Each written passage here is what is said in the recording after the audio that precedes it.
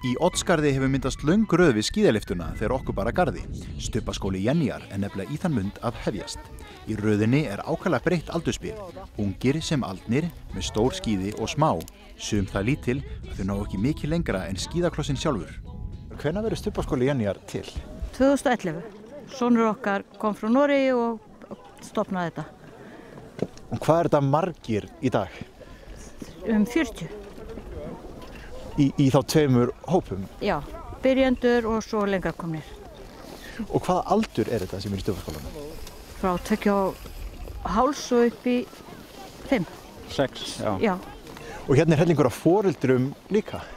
Já, þau eru mjög dugleg og náttúrulega nauðsynleg í þessari baráttu að koma þeim á skíðin sko. Og við erum að reyna að kenna þeim líka að þetta sé bara samvera og útvera og snúist ekki bara skíði heldur svo margt annað.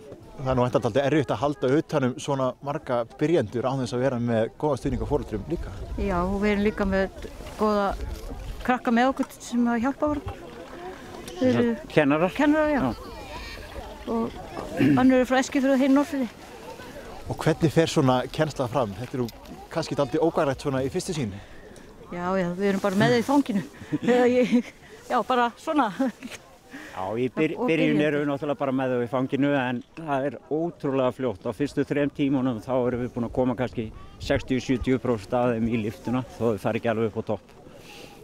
Bara fara nógu oft í liftuna og hætta að kvekt við hana. Þið hljótið að hlakka til þess í hvert skipti sem það nægur snjór í fjallinu til þess að hefja skólann? Já, það er bara númer 1, 2, 3 að hafa nóga snjó og við elskum hann. Brautin hérna, hún er gríðarlega skemmtileg. Þetta eru tröll eða skrímsli sem hún gefur 5 á leiðinni niður. Er þetta eitthvað sem þið útbúið eins og Vestinn? Nei, Sún samvinnufélag Norðfjarðar gaf okkur þetta eða styrkt okkur þetta og við sáum þetta bara á netinu og í fleirum Stubbaskólum eða erlendis. Já. Og getið þið alltaf bætt við? Geta ennþá fleiri komið í Stubbaskólann? Já, við bætum bara við kennurum. Þetta er svo mikils virði fyrir held ég íþróttina líka og til dæmis svæðið. Við erum við draugum foreldrana líka og eldri systkini með þessu litlu. Hvetjum þau til að fara á skíði og við reynum að segja þeim til líka og það er fullt af foreldrum sem hafa í rauninni lært bara með því að elta okkur og börnin sko. Á skíðum skemmtum vér la la la la la la la la la la la Þýður brekkur fer la la la la la la la la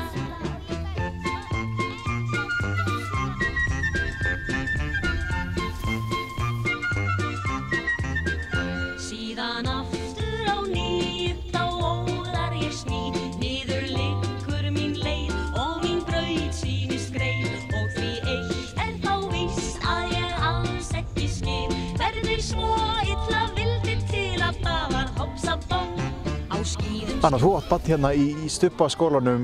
Hvenær settið þú barnið þitt hingað? Þetta er bara fyrstu veturinn. Og þú ert með annan hérna á leiðinni í Stubbaskólanum, er að venja hann við? Já, stefnuna næsta ári bara. Ef þú segir okkur frá Jóa og Jenny, hvað eru þau að gefa þessu skíðalífi hérna? Bara heilmikið sko. Ég hef sennilega ekki, börnin mín hefði sennilega ekki frá skíðinu en bara því að þau eru með Stubbaskólann hérna sko. Og þetta er hellings útvöra líka fyrir foreldra að fá að koma hérna með og gera pínu dag úr þessu? Já, þetta er bara mjög gott að geta gert í dagamun.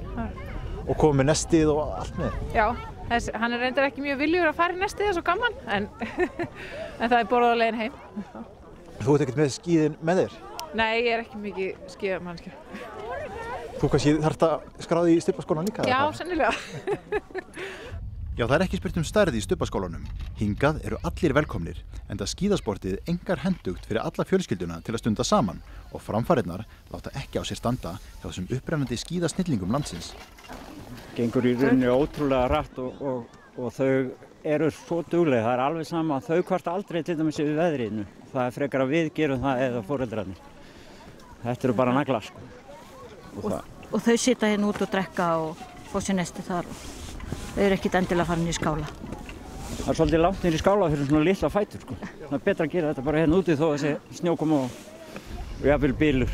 Hvað eru þið að læra helst af krökkunum? Er það kannski það að láta ekkert veðrið á sig fá eða þau kenni ykkur eitthvað líka, eða ekki? Bara stundu. Jú, bara samverun og umhyggju og ástina. Bara bara svo ótrúlega gaman að vera með. Þau eru voða fljóta að sýna manni væntumþykju og svona þakklæti. Það var bara á 3. deginum daginn að þá var einn sem að leiddi mig að lyftunni í biðröðinni og leit svo upp á mig og sagði ég elska þig. Þú biður ekki meira það? Nei, maður getur ekki fengið betra hrós. Það er bara æði.